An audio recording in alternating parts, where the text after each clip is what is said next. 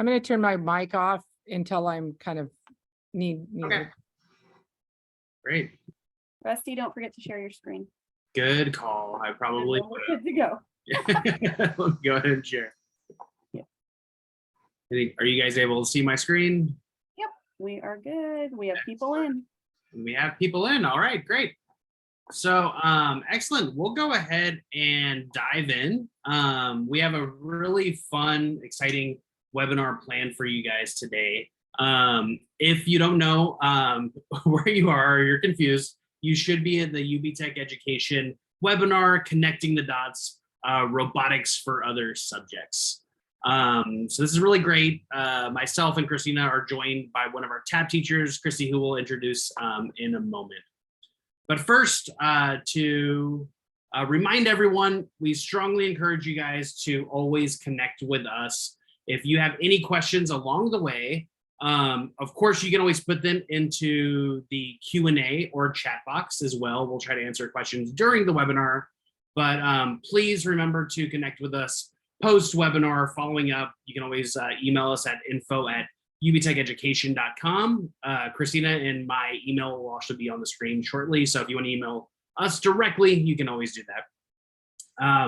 Also, we strongly encourage you to connect with us on all of our social platforms at UBTECH EDU. We're on all of the basic platforms. Feel free to reach out. And then, of course, visit our website, ubtecheducation.com. And lastly, the note at the bottom of the screen, this webinar is being recorded, and we will be sending out a link to the recording tomorrow along with the survey. So we strongly encourage you guys to give us your feedback over the session and how we can improve them, and also what topics you'd like to see in future webinars. So our agenda today is pretty similar to past webinars in that we're going to kick off this session by introducing you guys to who UBTECH and UBTECH Education is, or who we are. Then we're going to connect directly some of these dots, so to speak, of our curriculum within the UKIT curriculum to teaching robotics for other subjects, the main theme of this webinar. And then we are going to bring in Christy, who is one of our TAP teachers, to give you guys a rundown on what she's using with the kids in a really fun way. So, and lastly, of course, we always end it with question and answer. So if you guys have questions, we will try to answer everybody's questions, by the end of this webinar. So first, before we dive in even deeper, a reminder who we are. My name is Rusty Nye. I act as the Education Product Manager based out of Southern California. My email is on the screen. I am a former teacher. I'm also going to introduce you to one of my favorite projects I've worked on prior to joining the UBTECH team shortly. But if you want to connect with me about anything at all, my email is on the screen, rusty.nye@ubtecheducation.com. I am not related to Bill Nye, though working in science education, it would make my life a lot easier because I get asked that all the time. But if you also want to connect with me, I encourage you guys to connect with me on LinkedIn. My handle is on the screen as well. And so from there, I'll kick it over to my colleague, Christina, who can jump in. I was just looking at my picture and thinking, oh, I was so proud of myself for having kind of an updated hair color, and now I've changed it again. So whatever. Anyways, here I am. My name is Christina Davis, also former educator, now educational specialist here at UBTECH Education. I use Twitter and LinkedIn professionally, so please reach out. Would love to follow you guys and see what you're doing in your classrooms. All right, so I'm going to tell you a little bit about UBTECH if you've never heard of us before, and then UBTECH Education. So our parent company is a world leader in robotics and AI. You can see some of our very fun robots there. We've got Cruiser on the left, which is a hospitality robot. The screen changes, and so you can do all sorts of different things like have a map on where to get to the next place in the mall or whatnot. So Cruiser's a lot of fun. Then we've got Addybot, which is our disinfecting robot. And then we've got Walker, who, if you've ever watched anything from CES or have been to CES, very popular there, pouring cans of Coke and walking downstairs and all that jazz. So we use all of that tech from our real tech, right? Real robots, real tech, all that jazz. And we bring it into UBTECH Education, which is the North America division. And Rusty will switch it to the next slide so you can see our little robots that we have from our kits. But we're just really passionate. As Rusty said, we're former educators, right? A lot of us here are. And so we're just passionate about preparing students for the future of work, what happens outside of the classroom, and giving them those skills for 21st century STEM education, right? All the things they need to know to be successful once they leave the school and to be good participants, right, in the world. So that is what our goal is.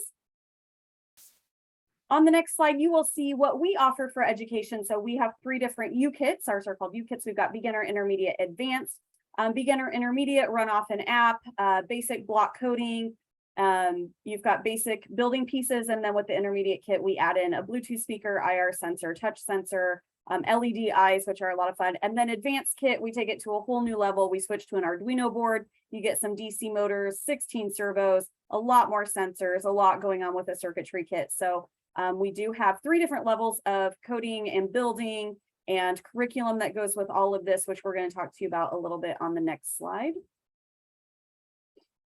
Okay, so I'm going to keep our curriculum examples super short and sweet because as Rusty mentioned, he's got a couple examples from when he was teaching that are very fun. And then we've got Christy here, who you will get to learn more about in a little bit, but Christy's going to share what she's doing in the classroom right now. So I would like you to hear those examples as opposed to mine. But if you have any questions on our curriculum or would like to know anything more, please feel free to reach out. We will gladly share all that we can about UBTECH and our curriculum. So a couple of our examples, again, our theme today is connecting the dots. So how can you use our robotics kits in other areas or how do you tie in other subjects outside of just STEM, right? So 2 examples here. So A Bot Above the Tide, which is from the UKIT Advanced. The students are really, it's kind of a historical unit in general, and they explore the historic flooding in Johnstown, Pennsylvania in 1889. So they do a lot with that. There's a lot of ELA connections in here. Specifically, we talked to them about assigning a biographical study. There's novel studies you can do, among other ways that we are integrating ELA. But geography, the 2 that really stuck out to me too are recreating a physical model of the area with a prototype of the dam. I thought that was really cool so that they can see it, right, visually 3D and touch it as opposed to just seeing pictures of it. And then also mapping locations of major floods in the world and getting that world knowledge going on. And it's not just us, it's not just in the US, right? So I really liked those connections that we have there. And then a robot for golf, which is one of our beginner units. Probably the easiest unit to start with if you're going to start with our STEM units. But some of our cross-curricular extensions there, again with geography. So this is having them research golf or mini golf courses in the area, or you can take it out to the state if you're learning about the state in your grade or the country, depending on the students, and having them create a map. I think that's a lot of fun. It could be like vacation destinations or something, right, for these little mini golf courses.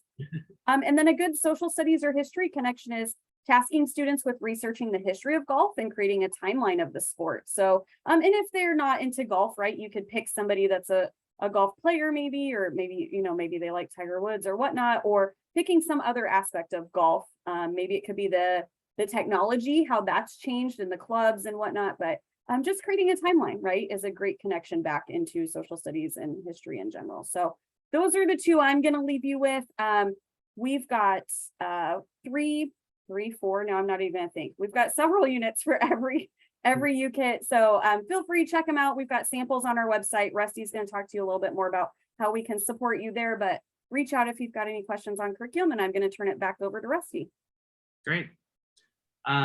Thanks, Christina. So I wanted to touch base briefly on one area that I have been kind of passionate about, and also kind of provide a little bit of my background along the way. So prior to really focusing on robotics and technology, I did work really closely as a biology, natural science teacher. I worked with a number of organizations, institutions, as well as the Natural History Museum of Los Angeles County, which is where I started this bigger project. So in the project I'm referring to, really, you'll see the logo at the top of the screen, BioBots. So this was actually a 2-year nationally funded project where I worked alongside a nonprofit Technovation, as well as a Carnegie Mellon roboticist, where we had this larger theme of developing robots to communicate with animals. And they brought me in, and I kind of took the lead on bridging the gap from the biology side. And the way this started and way it kind of leads up, and why why I chose to highlight this example, is this is a great way to kind of highlight how you can utilize robotics to make these larger connections. Specifically, the connection that we're trying to make here is biomimicry. So first, what we would task students to do is to observe animals. So observe how animals are moving with the intention of recreating those movements mechanically. So why would we recreate those, movements mechanically? The overarching goal here goes back to that, that main goal of building machines that are able to communicate with animals. So if you're interested in looking at roboticists that are actually doing this, I work directly with a roboticist called Ian Ingram, who does this professionally. He's an engineer, roboticist, and artist. He makes all different robots that are able to actually communicate and mimic animal sounds, communicate with them, trying to have basically conversations with different animals in their natural environments. So the way we kind of tackled this main goal is to kind of split up these 5 different areas. And this is where you're seeing those dots that we keep mentioning, or I keep mentioning, that we're trying to make these dots connected. And the main goal is we're trying to get students to focus on, robotics. So how would we do this, and with this larger curriculum, biobots? And if you'll notice, I also put animal robots before biobots. That's because I also created a curriculum out of school curriculum, one of our camp curriculum units, utilizing the UKIT pieces. So if you're interested in a more condensed version of this overarching goal and curriculum, we also have this focus around UKITs as well. So that's another thing you guys can utilize the UKIT specifically for. However, kind of moving through the overarching, mindset of what we're trying to achieve here, the first step is we would try to tackle this biology unit. And this is, we would focus on studying animals in their natural environments. So, going out on nature observation walks. I've done this with teachers. I've done this with students from, elementary all the way to high school students. But getting students to really interact with the space with the intention of observing animals in their natural habitat, either focusing on communication, how animals are communicating, how they're moving, etc. Kind of a side note is I did this with a group of educators in New York City. Specifically, they were from the Bronx and Brooklyn. And they all kind of approached, at the first meeting saying, hey, I live in an urban environment. There's no nature, here. And that's kind of the perfect, gateway into, understanding that there is nature everywhere and that no matter where you are, you're able to observe some sort of animals, in your setting. And towards the end, we had teachers making robotic, pigeons, robotic ants. They were always surprised at what they would find. But anyway, this is kind of the gateway moving into this idea of studying animals with the intention of recreating those movements. From there, after you've been able to create a nice natural observation, then we would focus on mechanical engineering by studying and looking at machines. So this is with the intention of how are we going to actually start building our robots here. From there, we start powering our robots by analyzing, working through circuitry.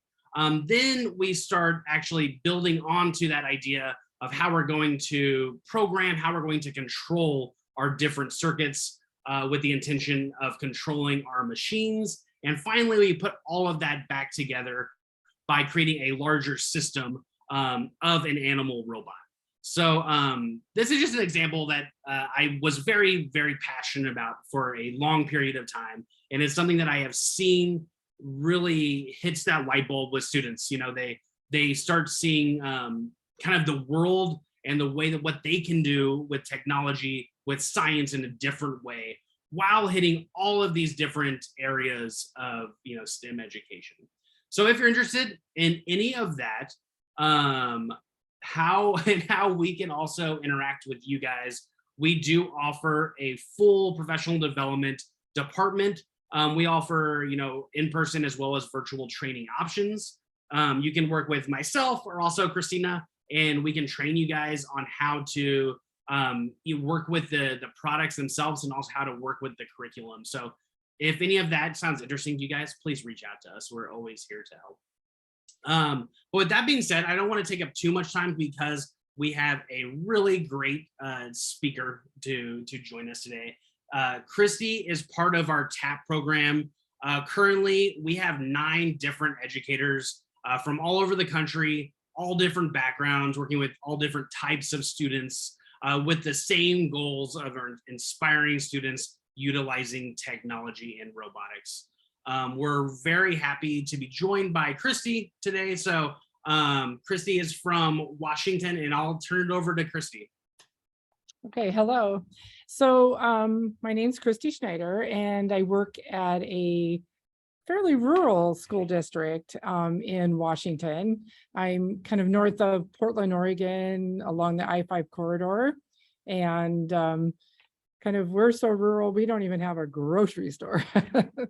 So if you want to go to the next slide, I'll kind of talk a little bit about that. I haven't had, being a rural school and small, we don't have really a lot of resources. And so I think it's pretty amazing that I've been able to build a STEM program. I teach 6th graders. We run all the 6th grade through a STEM rotation so that all kids are exposed to STEM and STEM robotics. And then I have both with 7th and 8th graders, I have a beginning robotics that we call STEM code, and then an advanced group. And then, you know, we kind of, that's first semester, and then the second semester we go on and we have a beginning and advanced kind of maker lab. And that's where I actually work with kids and worked with the UB kits for part of the program. And then part of the semester, I worked with kids making underwater rovers, which was a lot of fun. And on top of that, I teach 2 sections of 8th grade science. So I keep pretty busy. I'm going to go to the next slide. Okay. And so, you know, I kind of wanted to tell how I got started, because I didn't, you know, when I was in college, I didn't have any tech classes. I didn't really have any background in tech. But when I came to my district here many years ago, there was an opportunity to say, hey, they wanted somebody to be part of a STEM grant. And amazingly, nobody wanted to do it in my district. And I'm like, me, I'll do it. But, you know, I didn't really want to step on anybody's toes being a brand new teacher for the district, but they were fine with that. So way back when, I was the first teacher in the school to have a smart board, to have a document camera, to have computers, and I had a lot of software. And from there, I just kind of built. How I got really started with robotics was that I applied for one of the first Washington State STEM grants, and more with a focus on after school club and getting more girls involved in robotics. From there, I just like, hey, we just need more time. I had a new principal and I kind of talked him into, do you think we could move this into the actual curriculum? And it just kind of evolved that I moved robotics as class electives and worked from that aspect, and have been doing that since. And then, you know, how I kind of got started too is learning a lot through webinars like this and taking different classes and just trying to grow. But overall, my overall goal always is to include more STEM and diverse groups within the STEM programs. Go to the next. So I want to tell you about my project with UBTECH materials for last year. It kind of is a program called animatronics. And basically animatronics is taking an inanimate animal or item and putting mechanical parts to it. And so in our case, I was actually working with 7th and 8th grade students, and we took inanimate, like we had stuffed animals, and we put the UBTECH kit parts within the animal. And so for my kids, being that they're at the age they are, I had mainly 5 points where we started. You know, we had to collect the animals. A lot of those we either kids brought from home or we collected from like places like Goodwill and different resale stores. We had to modify those animals, and then we had a lot of script writing. I had them write a script to go along with their plan, and then we had the programming part, which was a big step for a lot of them. And then we also tied in set design and then filming. Well, you know, my original goal was to get the language arts teacher and the drama teacher and the art teacher and myself all involved. And we were just too small a school to really do that and have it work out and have everybody be able to do that at the same time. And so I just took it on for myself. But there are aspects of this project that you could do within any discipline, really. So, and then I wanted to point out a couple of pictures. These were kind of some backgrounds and some of the animals that were used during the projects. And Christy, if I could chime in for a moment, because that Sure. just, you know, a light bulb went off in my head, you know, in terms of where this, I think, relates back to that overarching, you know, theme of, you know, doing robotics for other areas, is this also means that we're able to make this, you know, technology, computer science available, accessible to students that may otherwise not be really interested, you know, in those areas. You know, for example, I was really interested in biology and didn't have a ton, you know, huge background in, you know, robotics until working with these engineers. You know, students may not have a huge background in science, but love language arts. And there's that ability to, you know, bridge that gap and kind of, you know, let students explore. So I love that idea of not keeping, you know, robotics or STEM or, you know, computer science in computer science, but expanding it, you know, and I think that just opens the doors for other students to gain the experience and learn from, you know, these larger areas. Yeah, it kind of reminded me of something too, in that one of the reasons I kind of got this idea and it started building is that, you know, I get lots of boys, but it's really hard to rope in the girls. And so, you know, the drama part of it, the building of the set, the painting of the backgrounds and all that are very attractive for the girls. And then they get roped in and go, oh, wow, this is not as hard as I thought it was going to be to do the coding. So that was one of my goals too. Yeah. I think it's important to know how you, even if it didn't follow through, but reaching out to those other teachers, because I think it's so important for students to see, kind of like what Rusty said, STEM or computer science doesn't just happen in one room. And so to get those teachers involved if you can, and to bring them in and have them help out. And then those teachers see like, oh, you know, STEM's not, you know, I can incorporate STEM a little bit into my room. So I just think that's also great, is to get the other teachers in. Yeah, absolutely. And then eventually we can, you know, build out the STEM acronym to include, you know, language arts and drama. I mean, I know that acronym's always going to keep growing and growing. Yeah. So if you want to go to the next slide, I'll kind of tell a little bit in more detail. So the way I wrote this up, now remember I was working with 7th and 8th graders. I required that they make some type of storyboard. I kind of had a form that they filled out, and they it had to involve, I wanted them to involve an animal, that they either told a short story about the animal, or they had a special message they want to tell with the animal, or it could be an advertisement. So I kind of left it up to the kids. And then they had to build an internal framework, and you can kind of see on a couple of the pictures they were holding up. This is the framework that once they took all the stuffing out of the stuffed animal and they started building, they had to really, it was a lot of problem solving, because they're like, wait a minute, this isn't going to work. Or one team, they had they got some of the stuffing wrapped around a servo motor. That was a problem. So, you know, I required that they had at least 2 servo motors that would help the animal move, and they needed an interactive sensor of some sort. Many of the kids chose to do more than that. And then we work with the we worked with the block coding. They wrote the code for all the servo motors to help the animal move. Some kids chose to have the LED eyes light up, and that's very popular with the kids. And then some had wheels turning. The one I'm going to show you a video of actually had touch sensors. So there was a variety. I left it really up to them about what they wanted to choose. And that's one thing the kids really liked a lot about the program or this project, is that they had a lot of choice in it. And then for the art part, we actually, they designed a background for the animal to kind of be against during filming. And then for the final, for my students, I had them work on Flipgrid, which is now called Flip, to make a short video explaining about the project and to, actually it was something that they could submit to me so that I had a record of what they had done. So.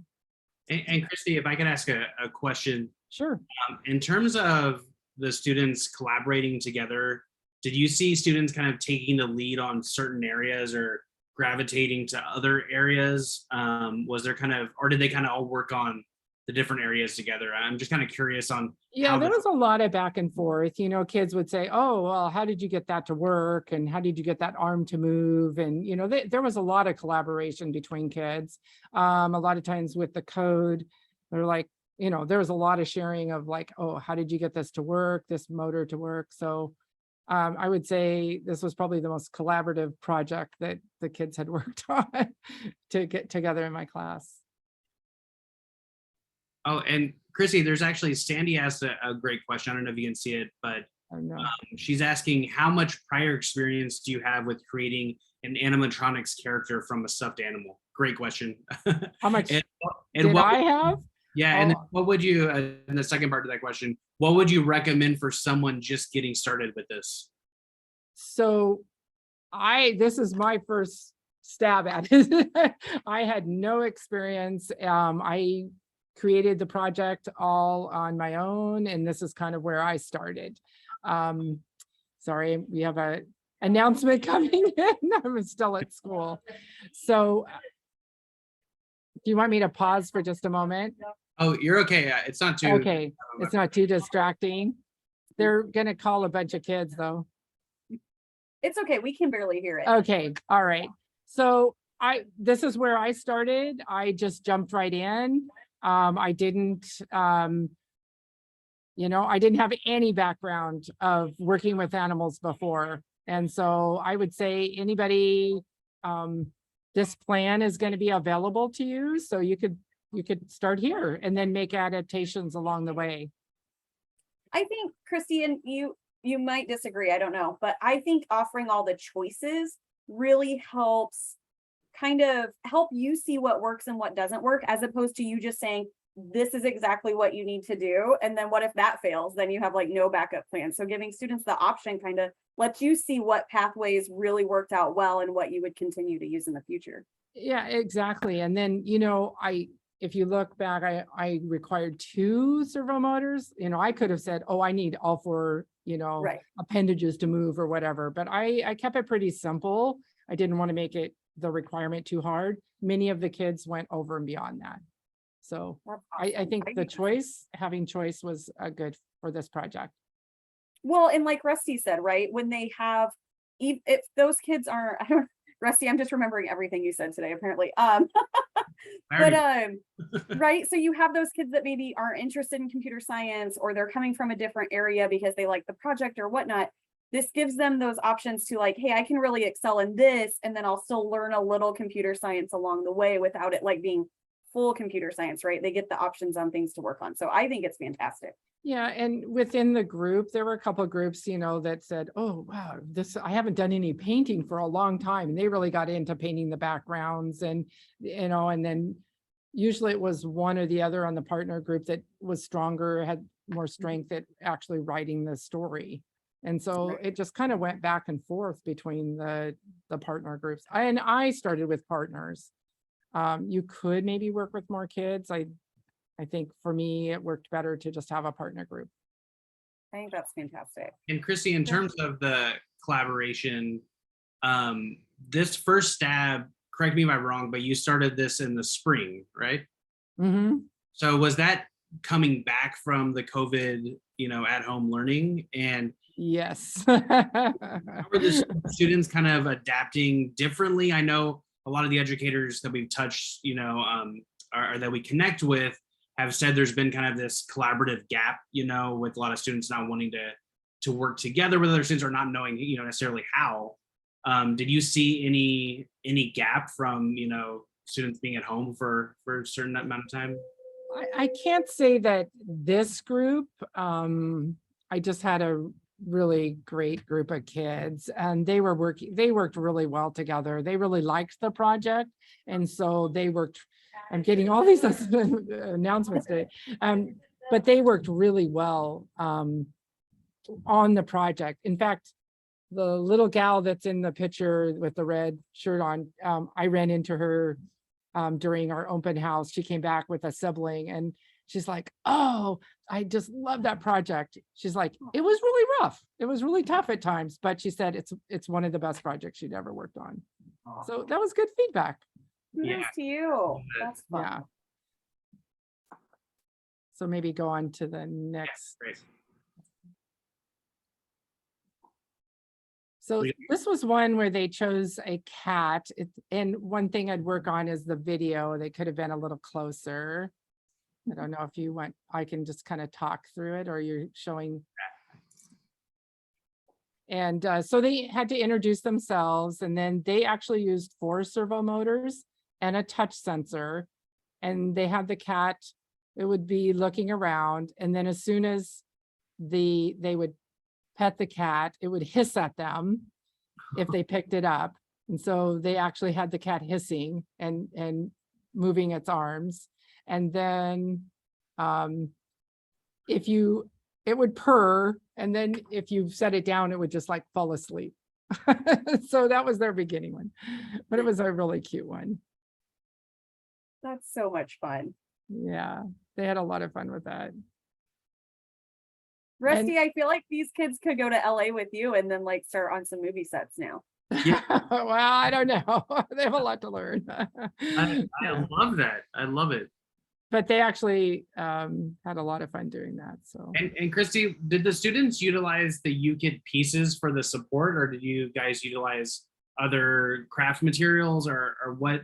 No, they totally used we had the advanced kits, and so they used all the UKIT for all the parts, all the servo motors, the sensors, and yeah, some of the other pictures show, like the eyes and all that. So it was, yeah, they didn't use anything else. And also, how much of the time did you spend on coding instruction, or would you kind of let the students kind of figure out the coding aspect, or was there a large portion of prior to this, I had taught there's a lesson online, the robotic arm, and we had gone through the robotic arm together. And then we had also, I let them have a choice about one of the other advanced kit robots. And they had also built one of the robots.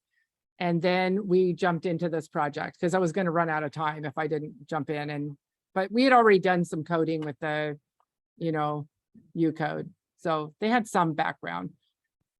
A lot of working with so many motors, servo motors, that was the one that they were kind of had some challenge there. That's good. And for those unfamiliar with our UKITs in general, we have sample codes for each of the builds. So it's always a great way to start students off is to just have them run the sample program so they can see how it works. And then they can always tweak from there and build their own. Yeah, absolutely.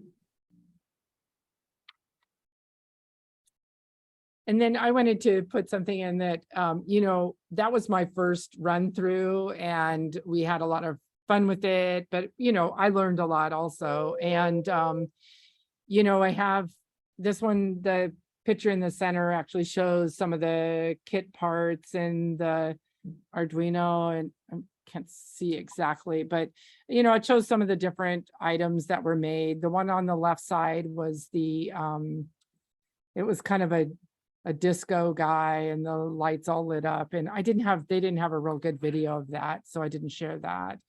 I would spend, there's always time. That's the teacher's hardest thing to deal with, is time. And I would spend a little bit more time on the scripts and have them do a little bit more writing, and then show kind of do some instruction on how to make a clear video, because that was one of the problems when I was trying to get stuff ready for this. I'm like, oh, they're really not that great.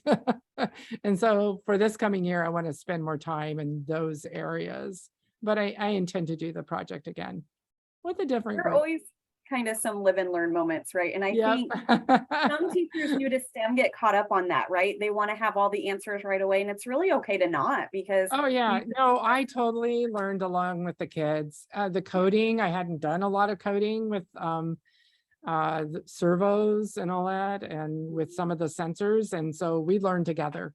We made Perfect. mistakes together. It was not always perfect, and you just have to jump in and do it. That's the way I For look at sure. it.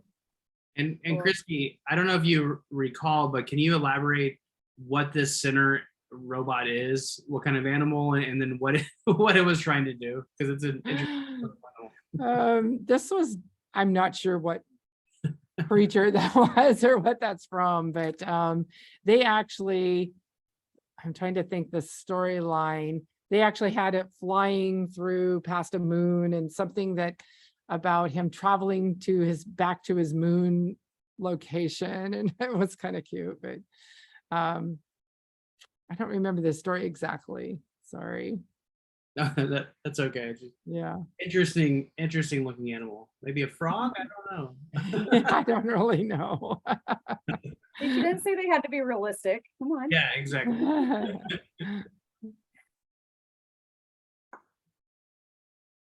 Yeah, here were a couple more. Like one group chose to do a galloping horse, and they had this whole horse. And then one, I found an armadillo. I'm like, I don't know what you guys are going to do with this. And they really wanted to do that because they had the armadillo, the tail wagging back and forth. The head was going up and down, and it told this little story.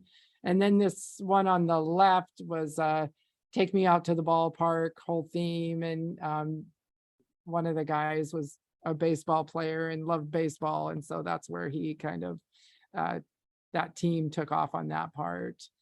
But, I just want to encourage people, start small. Overall through my years, I've written a lot of grants. I do not have, can you believe this day? The phone ringing now. I don't have a lot of money to go towards tech, and I've had to write grants and apply through grants. And again, I've taken a lot of workshops, and I've gone lots of different directions by being involved in different things. So overall, just jump in. You don't need to know it all, just go for it. Yeah.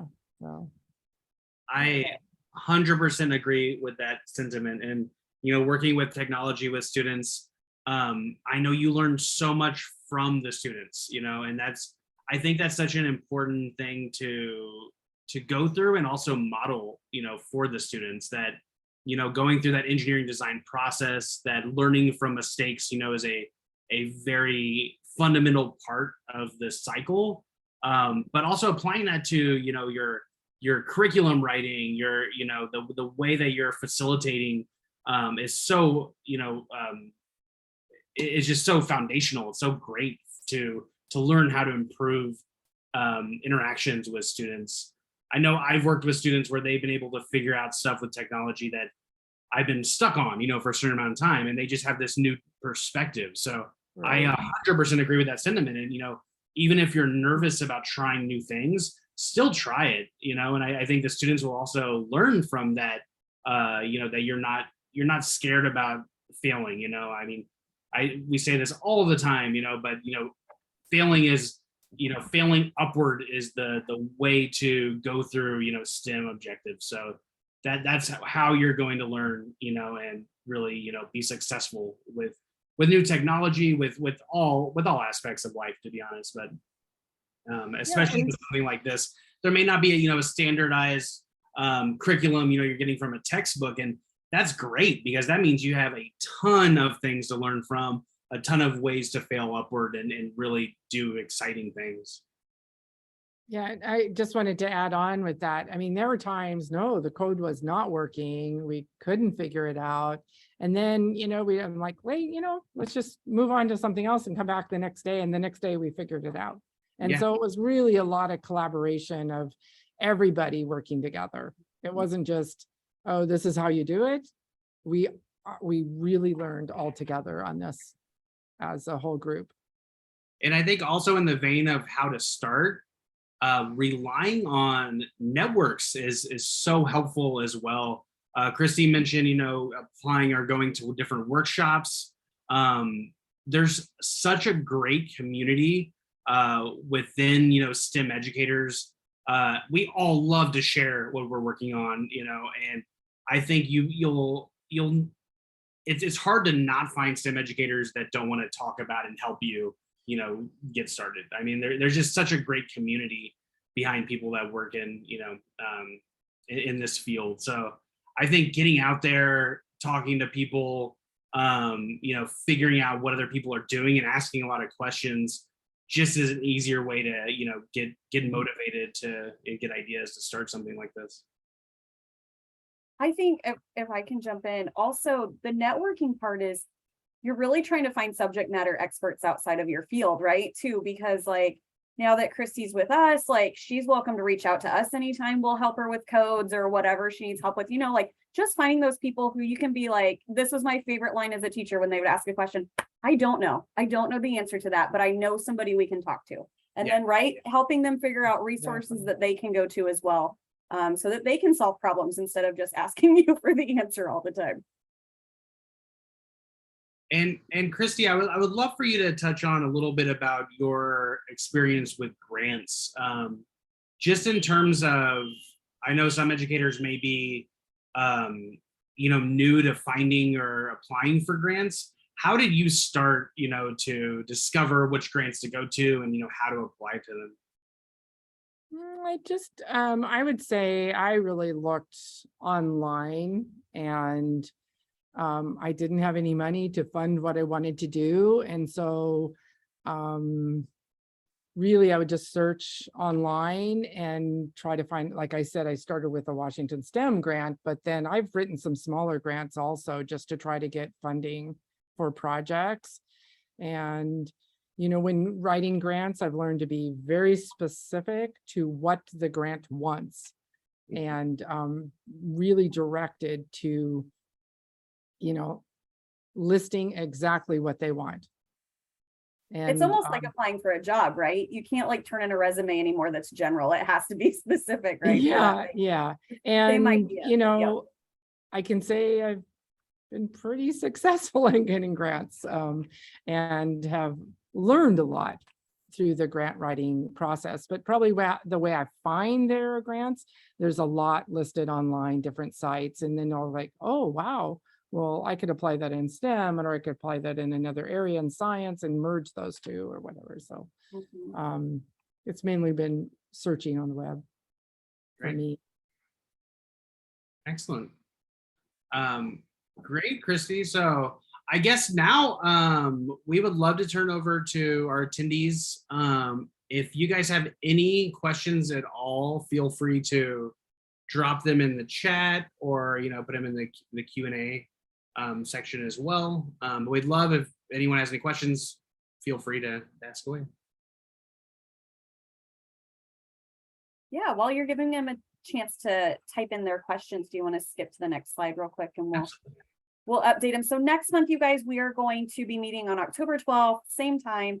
We're going to be talking about, I know this seems really early, but we want to talk about robotics for the holidays. There is Halloween, right, in October, so you have that. But we know a lot of teachers do Thanksgiving projects and winter projects and Christmas and Hanukkah and all that stuff. So we want to try to give you some ideas ahead of time. I don't remember, Rusty, do you remember who we have for TAP joining us that time? We'd have to check. I believe Annie Schmidt is joining, one of our artists, teaching artists as well. So very fun. Yeah, so we'll try to have some teachers on here for you guys, but giving you some ideas for how you can use robotics and coding for the holidays when you get those fun times, right? Where the kids are amped up on sugar. It's time to send them home, but you have to keep them for another 5 hours. What can you do with them? All right. We do have one question from Genevieve. Great question. So where would one find workshops specifically for homeschoolers? I'm going to jump in real quick while the rest of you think if you have options, but this is specific to the Pittsburgh, Kansas area, so not super helpful. But I do know they had kind of like an educational service unit, I guess, and it was called Greenbush. And I feel like they did a lot of workshops that were open to cohorts, and because they had like one of the first Lego leagues or whatever, they did cohorts for homeschoolers. And so I think they were very in tune. So you might want to check if you have educational service units, if you have a college in the area, they might have some resources, or statewide, there should also be some homeschooling resources, but you should be able to, in my opinion, I guess I don't really know, reach out to your public school or charter schools nearby and just ask like, hey, do you have workshops coming up that I can come to as a parent for my student? You know, I don't know why they wouldn't want to collaborate with you. So that would be my suggestion. Great. Anybody have anything to add to that before we go to the next question? Yeah, I was just thinking, you know, a lot of times schools have after school clubs and homeschool students are invited to those. Maybe check several of the schools in the area along with what you suggested. Yeah. Right, for sure. Sorry. And I just remember at conferences in general, right? Homeschool parents, teachers, those kind of people can all go to the education conferences. So if you have any of those in your area, there's usually like state tech conferences, or the big ones like ISTE and TCEA and FETC. But there is actually, and I can't even think of the name of it, there's a homeschool conference, I think a national homeschool conference. Is that right, Rusty? There is, yeah. The acronym or the actual title escapes me. Yes. But there is a large homeschool conference network, and I know they do a lot of exactly what you're looking for, you know, Genevieve, in terms of different workshops for, you know, parents at home. But yeah, that's something I would definitely recommend kind of looking into. That might be exactly what you would like. And I would say just based on teacher groups in general, right? LinkedIn, there's a lot of educator resources. Facebook, I'm sure, has some teacher groups, homeschool specific. Check Twitter. That's where I follow a lot of teachers, is on Twitter. So there's most likely some sort of homeschool cohort or something that you can join for that. Perfect. Rusty, you want this next one or you want me to take it? I can definitely take it. The question is, you know, would you recommend we purchase the advanced kit for K to 12 grades? So in terms of, you know, recommending which kits we think are right for, you know, participants, there's a few considerations that we always like to make. One being access to devices. So our beginner and intermediate microcontroller, so the computer that we interact with, is mobile compatible, meaning that it needs to be interacted with through our downloadable app. So if you have access to, or only have access to Chromebooks, iPads, or Android tablets, then that is the kit that we would steer you towards. However, if you have access to desktop or laptop computers, also Chromebooks as well, then the advanced kit connects via our browser-based programming environment called UCode. You can get linked to UCode through our website as well if you want to check it out. UCode is a much more versatile programming environment than our app, meaning there's more ways you can interact with the robots, which does add some complexity to the builds and how you're interacting and creating with the robots. So we do also, oh, great. Oh, excellent. And Tony's putting it to homeschool. Thanks, Tony. Thank you, Tony. Great. So yeah, Edgar, if you want to reach out to us, we can definitely have a deeper conversation for, you know, as well, and figure out what exactly we would recommend for your, you know, after school program. I think the other factors would also be the amount of time that you're wanting to spend with, you know, with the projects themselves, and kind of your overarching goals. But Yeah, both kids all three kids are great depending on what you're trying to achieve. Rusty, do you want to take Tony's link and put it in the chat for everyone? Since I don't have access to that right now, but to also add on to Edgar's question, if you are trying to meet standards, that would be another consideration in my outlook on it. And so you would want to make sure that you, if you're trying to meet 3rd through 5th grade, that's our beginner kit. If you're trying to hit 3rd through 8th grade standards, that can be our intermediate kit. And then our advanced kit really hits those 6th through 8th grade standards. So not necessarily what grade level we're telling you to put them in, because you guys know your kids best. So if you know their dexterity is really good and they can work with small parts, then you're welcome to take it down into younger grade levels. That's totally up to you. But do know that we do have standards linked to those. And we did that based on the builds and the standards that we thought those builds could hit. But also, like Rusty said, like just we'll chat. We're happy to chat and lead you in that right direction. But devices for sure, standards for sure, and how much time you have, because those advanced builds can get to be quite lengthy in time. So you'll want to make sure that you have enough time to do any of those. Absolutely. Perfect. All right. Well, that was great on the question. Sorry, we stayed on this slide for that, but hopefully that didn't bother anyone to have this information. Any other questions that you have for us or for Christy today? Feel free, you can send those in real quick. We'll go through, I think, do we have one more slide on how they can reach out to us maybe? Exactly. Yeah, so One just more remember slide. you could email us. Yeah, email us, find us on social media. If you tag us, we tag you kind of thing. We'll share you out. Our website's ubtecheducation.com. If you go on the top, if you go to the right-hand side, you can register for a sample curriculum access. You can see what we offer. You can also go to resources and programs, which will show you, there's a page there for the app. So you can see what the app and software requirements are. There is a UCode, resources page where you can get into UCode. Our stuff is free, you guys. Our software is free. You can download the app right now if you want to play around on it. You can go to UCode and play around on it. We've got free activities on there. So just play around. Let us know if you have questions. If you have questions for Christy or any other of our TAP teachers, just reach out. We're welcome to, we're happy to share that with them. And do know that this, oh my gosh, my day is done. Apparently I can't talk anymore. This is recorded. You will get a link tomorrow. So if you want to share it with any of your friends, please do. You will also get a survey asking you what you thought. And if you have other ideas for what we can do moving forward, we would love your feedback. We love to hear what you guys have to say and any suggestions you have for future webinars, because we are getting ready to plan our 2023 webinars here in the next month or two. So please, we would love any suggestions. But Christy, thank you so much. This was fantastic. Really enjoy having you with us, and we love hearing what you guys are doing. And I You're can't welcome. wait to see, Yeah, can't wait to see your lesson plans. Yeah, absolutely. So if we could take a moment, everyone at home, please give Christy a round of applause, please. We can. Thank you. No, Christy, we really appreciate you taking the time. I think what you're doing is amazing, and I love it. I love seeing those. I love seeing the images. So please, keep doing it and keep sharing and keep connecting. Yeah, I will. We'll see where it goes from here, but sorry about the interruptions. It really wasn't a big deal on our end. You're good. Okay, all right. All right. Thanks again, everyone. We will see you next month.